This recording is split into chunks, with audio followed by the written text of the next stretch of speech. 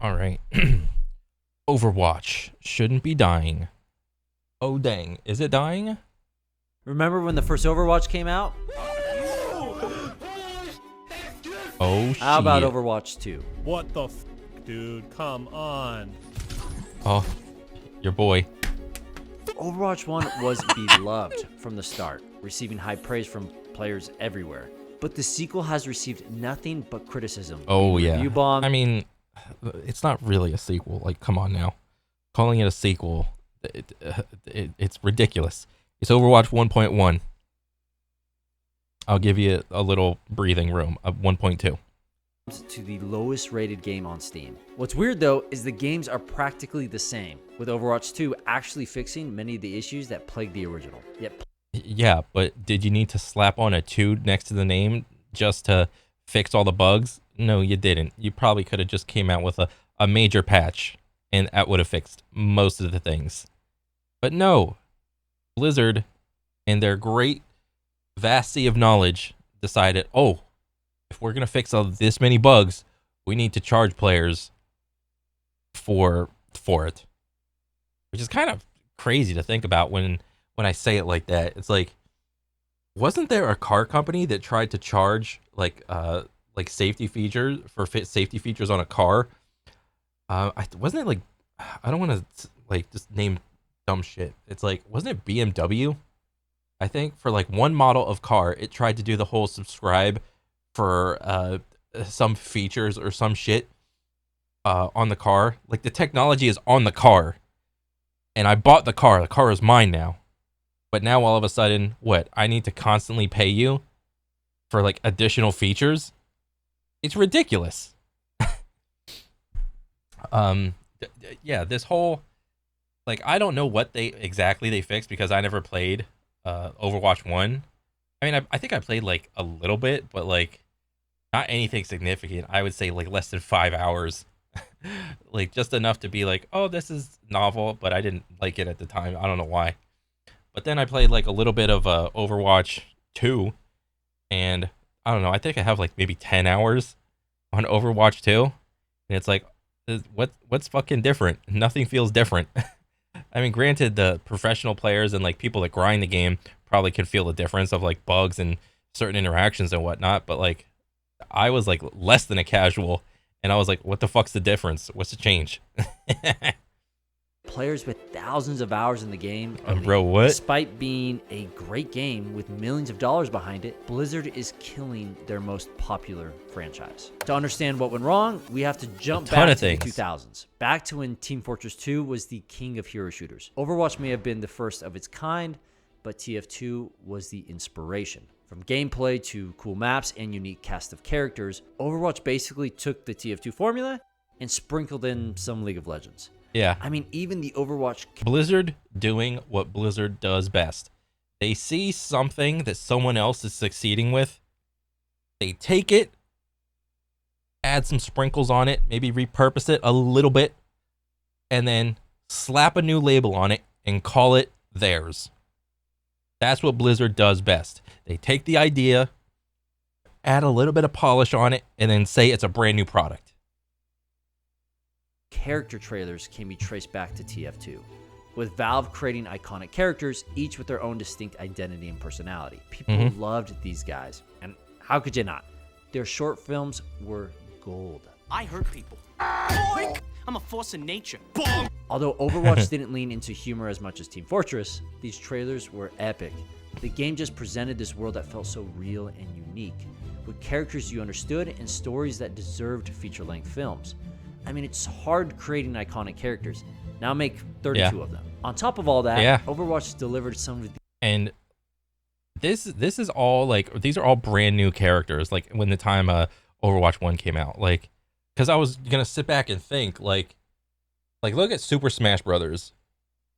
Seldom have there ever been, like a lot of the Super Smash Brothers characters, like, I'm thinking in terms of like Ultimate versus like Super Smash on 64. When Super Smash 64 came out, all of those characters were already established. So there didn't have to be, when they made Super Smash, they didn't have to come up with like some new characters original just for Super Smash 64. And then we look at Ultimate, and we fast forward to Ultimate, and the cast is like mind-bogglingly huge. It's crazy. But what Blizzard did with Overwatch is, like, you could probably argue that they took the characters from Team Fortress 2, and they just slapped a new skin on them. They took like all the core guns and like with about the same mechanics, and maybe they added a couple abilities here and there, and then okay, this is our new character. And because like Overwatch has like what they have the DPS role, the tank role, and the heal role. They still got the Holy Trinity. They have to slam that Holy Trinity thing in every game that they have.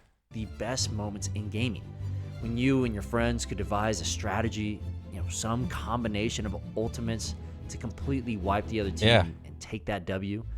Yet nothing came close to that feeling. And all this excitement led to Overwatch selling over 50 million copies, despite being an online shooter with no campaign. The popularity and reception made Overwatch the game of the year. But the game wasn't without its problems. It suffered from poor balancing and power creep. Some characters like Brigitte released in such a broken state that the entire game suddenly revolved around her, often being called the GOAT's meta. Lost here for the Outlaws. From Grands to Bronze, the game Oh dang, this is the entire Bronze, Silver, Gold, Plat, Diamond. That's like the standard. Then Master, Grandmaster, and then Top 500. Woo! Suffered from these imbalances. And if you played alone, you better get comfortable playing a healer or tank, because most people would just insta-lock their favorite character. Yeah. With no plans of working as a team. The side with even a hint of cohesion would usually win, simply by just having the right characters, making solo queuing more dependent on chance than on skill. But with time, the developers addressed and resolved these issues. Power creep was gradually removed, and the GOAT was slowly brought to a reasonable level after an unbelievable amount of nerfs. The developers then introduced role queue, which allowed players to pick a role they wanted before it got in the game, eliminating the conflict of role cohesion. Oh yeah, they got to incentivize the support role, because that's the role that nobody really wants. And this is the same of World of Warcraft too. Like was it the LFG, the look for group, or not the LFG, the random dungeon finder in Wrath, and a lot of the subsequent expansions after that. They have like, they feel they need the Holy Trinity to have like any semblance of, I don't know, like what do you call it? A cohesion of teamwork. There has to be this I was gonna say fake facade of like teamwork, and like, oh, you get behind the tank, the damage guys get behind the tank, and then you got the support guy like somewhere healing the tank and the damage, and sometimes the damage goes out in front of the tank to try to pick off a player sometimes, or they could just die. But yeah, there's like this basic, they have to shoehorn in this teamwork thing in a lot of their games with the Holy Trinity. And it always falls on the support role. Is like, well, I'm looking at, actually, this is less than 5 minutes. This is a 10-minute queue, 10-minute queue. Yeah. It's like, if you queue for support, you'll get in there really quick. This is the same thing that happened with World of Warcraft. If you're a healer in World of Warcraft, you get an instant queue for the random dungeon finder. If you're damage or a tank, it takes longer, because there's so many people that want to play damage and tank more than support. That's just how it is. It reduced a bit of... This is their own problem that they have made. This is not like a player thing, a player problem. This is a problem that they have invented. Of creativity, but was ultimately a huge improvement for the game's health. Overwatch 1 had its issues, don't get me wrong, but players stuck through it because they just loved the game. Overwatch was a monumental achievement. From its gameplay to esports, everything just worked. The future was bright for Overwatch and Blizzard. So they looked to the future, thinking about how they could turn Overwatch into a massive franchise. Oh yeah, the OWL. Are you gonna talk about that next? Something to rival Warcraft. There were huge plans for what was to come. Plans that would ultimately destroy what Blizzard had spent years building. Oh! The game meant to continue the legacy, and fans were blown away by what they saw. You kind of missed like the part where they introduced OWL in that $20 million spot reservation that teams had to buy in, and the franchisation of that. So, I mean, that was a thing. Whole campaign set in the Overwatch universe. I mean, it's not really a thing anymore, but it was. People couldn't believe it. Overwatch 1 had previously dabbled with story content in the form of archive missions, but these were short, few, and only available in a limited period of time. But here, Blizzard was showing something else entirely. Co-op mission ability upgrades, skill trees, new cutscenes, new characters, new maps, new story, and so much more. Not only was this exciting for hardcore competitive fans, but this was perfect for that casual audience that Overwatch attracted. A campaign to play with friends, with characters we knew and loved. That's actually cool. That appeal of Overwatch beyond the shooter genre into a casual and co-op space. The potential was unparalleled, and Overwatch 2 seemed like the beginning of something huge, but it needed to be this way. Yeah. Because fans were about to enter the season of drought. Since Overwatch released. Yeah. Anytime there's like a sequel that is involved in any kind of like story, the general consensus is if you're going to make a sequel, it has to be bigger and better. So what did Blizzard do to incentivize the Overwatch 2? Well, they promised like some sort of a, I don't know, story campaign thing, that story mode that goes along. And they had like apparently skill trees that went along with every character, kind of like, what do you call it? Borderlands, to like make all the characters like super overpowered and shit like that. And I think that was really cool. I think I would have bought that. If Overwatch 2 came out with something like that, I would have bought that, man. In 2016, every year brought brand new heroes and multiple maps. Yeah. Each hero had their own lore, exciting trailer, and it seemed like there's always something to talk about. But after Overwatch 2 was announced in November 2019, content dried up. There was only one new hero in 2020. Oh. That was it. Nothing else was released for the rest of Overwatch. Sounds kind of boring. Lifespan. For 2.5 years, players received practically nothing. There were no new maps, outside of a handful of deathmatch maps, and no new heroes. Maybe a skin every few months, but content dried up. But there was good reason for this, or so the players thought. The developers were focused exclusively on Overwatch 2, directing all of their attention on what they had promised. We were happy to wander the desert and wait for our promised campaign. So the hype slowly began to wane, and players endured. Overwatch was practically dead from a development standpoint, and players were desperate for anything new, anything to talk about. Dedicated content creators had gradually decreasing views, and some moved on entirely. Nonetheless, many players stuck around, enticed by the promise of tomorrow. They knew more was coming. They just had to wait. And after 2.5 years of waiting, we finally got our hands on Overwatch 2. Real quick, before I talk about the bad, let's start with the good. The gameplay loop had been overhauled to be faster paced and more fun. Blizzard removed one of the tank roles, making each team 5 players instead of 6, and nearly every character received some rework, with the tanks feeling more powerful and impactful than ever before. Not to mention the game mode Assault was removed entirely, a notorious map which by design led to unbalanced one-sided matches and was, thank goodness, replaced by a far more enjoyable game mode Push. But players realized that something was off. Those story missions that everyone was so excited about were nowhere to be seen. Yeah, I mean, it's not like they're completely gone. They're still gonna release them. What is this? Bro, look at this.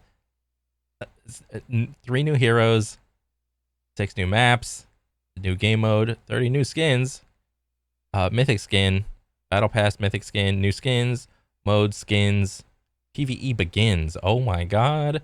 PvE, and look at all this shit between, like new heroes. What does this mean? Heroes, there's an S. That means there's more than one. Has there been like, what's this?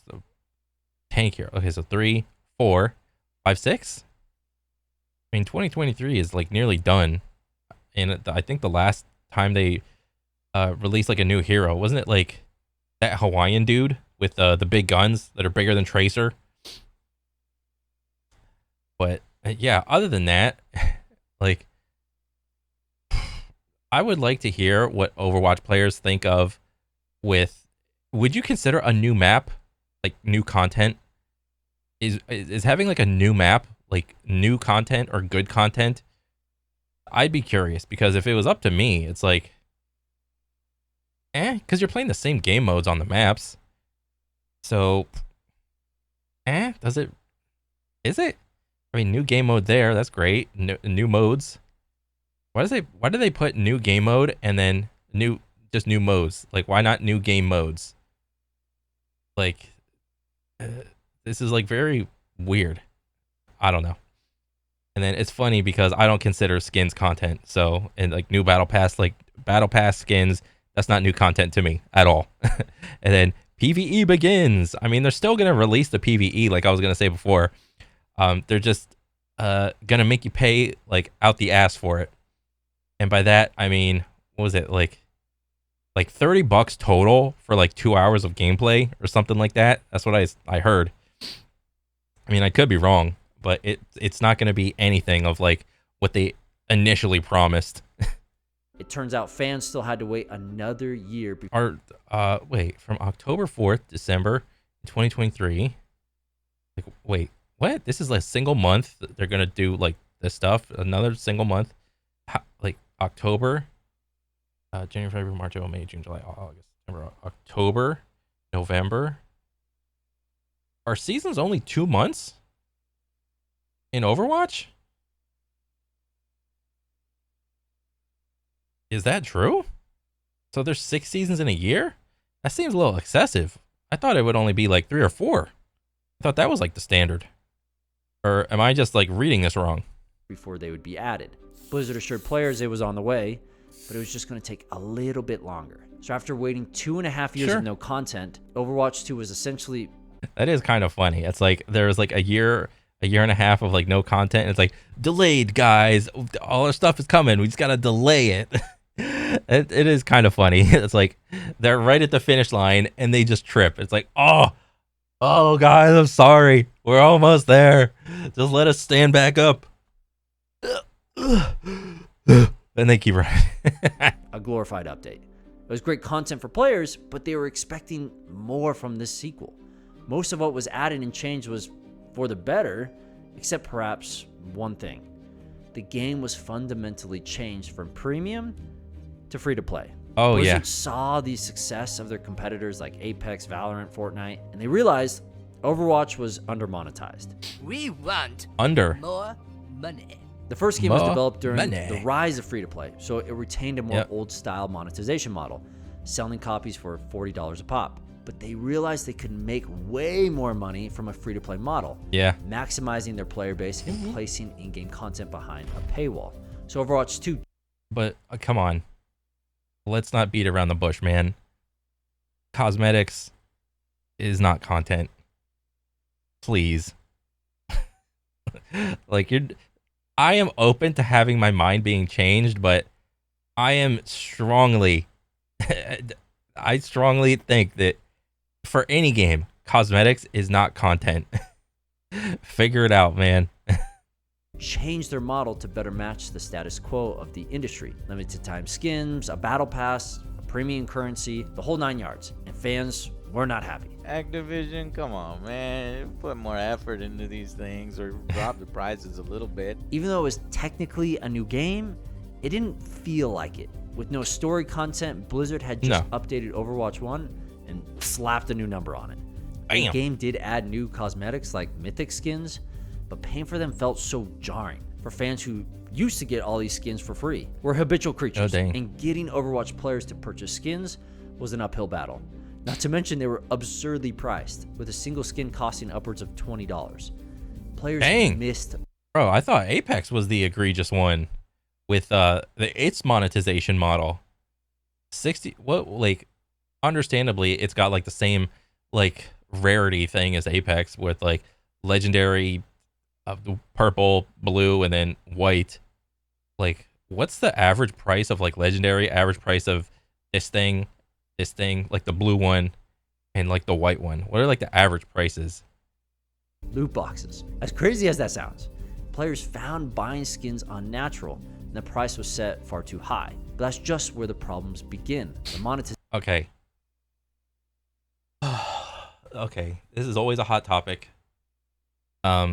I've had many videos to like try to contemplate and what I think about loot box versus just outright buy it. It's like, okay. I don't think the loot box model, not of Overwatch, because I never played Overwatch, I never engaged in it, or if you liked it, whatever. But there is nothing that benefits the player to having some sort of feature that involves gambling in it, like involving like a chance to get it.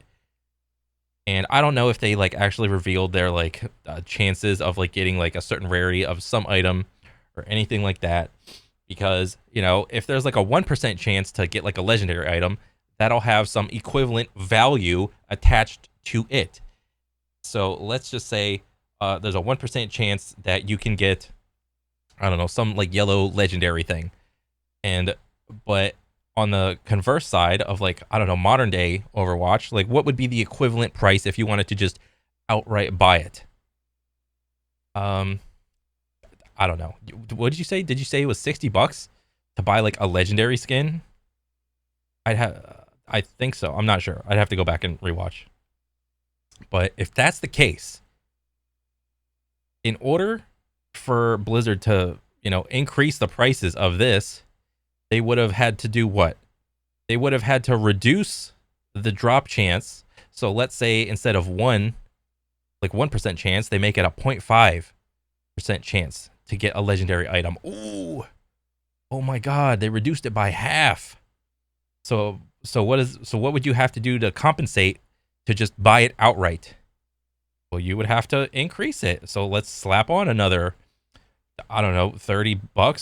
So it's like a $90 legendary skin. And you know, just as an example or whatever. It honestly in real life would not work that way. It would actually, instead of being like linear like that, it would be like exponential. Because then what do you do? What do you do when the chance is like 0.1? Well, then that chance does not get the actual buyout price would not actually be like a linear just increase in price. It would be exponential increase in price. But yeah, there is nothing that benefits the player from gambling to get their skins, because you could have just dog shit luck and you have no idea of whether or not the posted what do you call it, rarity chances or chance to get some loot is actually real or whatever. You know, they could post it and be like, okay guys, these are the official drop chances and blah blah blah, but then they go inside and tweak the numbers and whatever. And I don't even know if there was like a pity timer to get like some like good ass skin if you got like a bunch of whites and blues and whatnot. So there's nothing that benefits from the gambling aspect of the loot box. So I would say it's always better to just buy the skin outright, because nobody is forcing you to buy the skins. All right, it is optional. If you like the game and the developers are being active and trying to fix the game and trying to update it, and you know, in terms of trying to give you guys content and so on and so forth, and they're being transparent about all the updates and reasonings, so on and so forth, but behind why they do certain things, kind of like how you know how League of Legends, whenever they come out with a patch, they do like a little dev paragraph underneath and like their thought process and what goes behind it. I mean, yeah, that's cool. If the developer of your favorite game is being like pretty transparent, then yeah, sure, go ahead and go buy the expensive skin. Go buy the $500 mythic skin or the whatever, like the mythic Genji skin. I don't know how much it is. I know it's like a couple hundred. I think it's fine because no one is forcing you to buy the skins. To my knowledge, as far as Overwatch goes, I don't think that there's any like pay to win skins in the game. I think I could be wrong. But yeah, there's no sort of like power gain from cosmetics. Monetization changed how we experience the game, and for the worse. Only 13 of the 35 heroes are available for new players, and to unlock characters, you have to purchase the battle pass. Oh. Why is this a problem? Oh, that does seem shitty. Bro, Apex has like at least the legend tokens that you can just accrue from just playing the game. Like, oh, you got 100 legend tokens, and how much does it cost to unlock a legend? Like a couple thousand. All right, so just play some games a little bit, and then you can unlock the new legend. But gatekeeping it behind a battle pass, that seems like giga scammy, dude. Fuck that. Well, unlike every other hero-based game, Overwatch is balanced around swapping and coordination. Yeah. Certain heroes counter other heroes, so it's common to make several character swaps during a single game. Yeah. So you can't be the one trick, bro. You gotta have like a little group of heroes that you gotta be good with. Having to purchase heroes inherently made Overwatch pay to win, at least in some aspect. So the community was pissed. the game they loved was being corrupted, along with the fact that there was still no campaign or PvE content. Yep. So they found themselves back at the same point they were 2+ years ago, trusting Blizzard to deliver on their promise. They didn't. During one developer livestream, it was casually announced that the team can't deliver on that original vision. They had to scrap much of what they... Kudos on that guy, dude. He probably was like trying to avoid saying that sentence, but he just had to say it in the most like direct way. So, like, you can't beat around it. It's like, okay. They promised. Skill trees, long-term progression, almost everything PvE, so much of what was promised was gone. What that means is that we won't be delivering that dedicated hero mode with talent trees, that long-term power progression. Yeah. Those things just aren't in our plans anymore. What replaced it was much smaller campaigns similar to the archive missions from the first game. But this time, you had to pay. Then what is the plans then? Despite spending 4 years on the project, Blizzard was scrapping the biggest features they had hyped in 2019. We went through 3 years of Overwatch 1. We're not even going to count 2019, even though 2019 they'd already kind of shifted away. Literally, we played the most dead, non-existent, left alone game. This was the final straw. Blizzard defaulted on their loan of promises, and players were pulling out. Dedicated fans with thousands of hours put the game down. It's pretty much a nail in the coffin for me when it comes to Overwatch. I'm done with it, man. All that waiting was for nothing. At this point, it didn't matter how fun the game was or what PvE turned out to be, because the damage had been done to consumers' perception of the game. Blizzard just got people's hopes up to then crush them after years of waiting. But why did all this happen? Blizzard has billions of dollars to produce games and had a much larger Overwatch dev team than they did before. Yet they couldn't make a campaign in 4 years. I mean, they literally have the... Bro, I really wish there would be like some documentary crew that could just go around and document like what happens to development teams during the development process of like any game, like not just Overwatch, because it's like, bro, you can do some work in 4 years, you know? And especially if you have your like your game engine already set in stone. Granted, you know, probably in the PvE stuff, you know, you're still gonna have to make changes to the game engine and whatnot, but like, bro, 4 years? You couldn't do anything in 4 years? I mean, they didn't do nothing. They kind of have this like little pie slice of like the PvE thing that they're gonna release, but like, it's just, dang, dude. That sucks. Stories and the cast of characters already designed. Most of the pre-production was done. They just needed to execute. Sadly, though, it didn't come down to capacity. It came down to willingness and studio conflict. Overwatch 1 came from a different time in gaming, before Blizzard was only focused on maximizing profit. I mean, despite terrible reception and almost a decade of memes. Do you guys not have phones? Yeah. Oh yeah, the memes. Bro, if there's one thing that Blizzard has that is a redeeming quality, it's the memes. Blizzard has the best memes, all right? Diablo Immortal was making over $1 million a day. Yeah. The original development team... That's actually crazy when you add that onto it, because is that really how like the money works at like the tippy top? I thought the money would have been like segmented, like for like each game. Like, oh, Diablo Immortal is making like millions of dollars a day, so it's only going to be dedicated for the Diablo game. Like, could they like make a bunch of money in this one avenue of a game and then just take that and like just throw money at Overwatch 2 PvE? I mean, if that is the case, then why was the ball being dropped? Wanted to invest in a massive game, but this clashed with Blizzard's new perspective on revenue. The anonymous source says the cancellation was 1000% an upper management executive issue. Oh, it just didn't make sense the leadership to invest so much in PvE when they can make way more money investing in PvP. There was other factors at play disrupting development, like the pandemic and Blizzard lawsuits, but ultimately it came down to developers trying to create a proper game, fighting with executives who just wanted to print money. Ironically, if the developers held back on their ambitions, focused on developing content for Overwatch 1, and then announced Overwatch 2 as an overhaul to PvP with no story content, Overwatch 2 would have fared far better. We would have less content for sure, but the perception and trust towards Overwatch would still be intact. For a company that is more valuable than any story mission or piece of content. Yeah, the trust and the reputation of the company, or at least this branch of the company, like the Overwatch branch of Blizzard. Yeah, the trust was broken, and I don't know, but like it's gonna be up to like each person individually to be like, okay, you broke the trust, and now it's up to you to like, is it repairable, or is it just like, no, it's just not happening now. Like, I'm done. Trust. 95% of consumer purchases are emotional. There's some rational. Oh, dang. 95% of all purchase decision makings takes place due to an emotional connection. Dang. And then they broke the trust, and then boom, money go down. Red down arrows, down thumbs, down stonks. Not number go up, number go down. Decisions involved, but the final decision usually comes down to how you feel. So as the perception of Overwatch got worse and worse, it turned people away. Even though the gameplay loop is still fantastic. Oh yeah. Bro, like Overwatch gameplay and gunplay is very crispy. All right?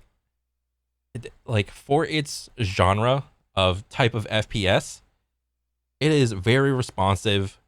I mean, to some degree, there's like some visual clutter that's still annoying to me. And it's still hard to watch as like just a game to have on your second monitor. Unless you are playing the game, it's kind of hard to figure out what the fuck is going on in that aspect. Well, to be fair, like there's not a lot of shooters that can like get that done correctly. You know, all you really have is like Counter-Strike and Val. It's like just plant the bomb and kill the people, or defend the bomb and kill the people, and then they only got one life for that round, and then it's the first to 15, first to 16. Okay, that's kind of, I can watch that, but like Overwatch is like, oh, you got lasers, bullets, you got explosions, you got, are these like spikes sticking out of this dude? You got like support heroes, tank heroes, DPS heroes. You know, are you pushing the thing? Are you pushing the cart? Are you pushing the robot? You know, why is this character going all the way up over there? You know, why is this big boy just in the front line? Why is his health not going down? It's going down and then it's going back up. You know, there's characters like trying to flank over every which way. It's like there's just so much to like keep account of. It's very hard to watch when you compare it to something as simple as baseball, basketball, football. Where's the action? We'll just look at the ball. Oh, okay. The brand's perception and the feelings associated are what people think of, which taints all aspects of Overwatch. That's why a game that's technically great is dying and loathed by the gaming community. Borrowed trust that wasn't fulfilled. Players don't hate this game. Most of them love Overwatch. Yeah. They love the characters and crunchy gameplay, but they hate how Blizzard has handled it. And that notoriety.